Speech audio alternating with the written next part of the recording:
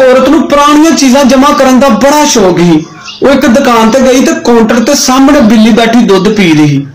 हुण जिहड़े प्याले दे विच बिल्ली दुध पी रही वो प्याला बड़ा पुराना ते बड़ा कीमती ही। उसदी मौजूदा कीमत कम से कम 7-8 हज़ार डॉलर होएगी। वो औरत ने दिल ही दिल विच सोचिया कि इस बंदे नूं प्याले दी कीमत दा की पता। वो बड़ी चलाकी नाल उस बंदे नूं कहंदी, जनाब तुसीं ये बिल्ली वेचनी है?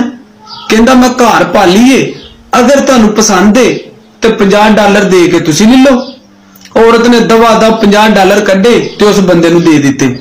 वो बिल्ली चुक के जो जान लगी तो बंदे नूं कहंदी, जनाब मेरा ख्याल है कि इस प्याले की हुण तुहानूं कोई जरूरत नहीं है, तुहाडी मेहरबानी है प्याला मैनूं दे दो ताकि मैं प्याले दे विच बिल्ली नूं दुध पिया सकां।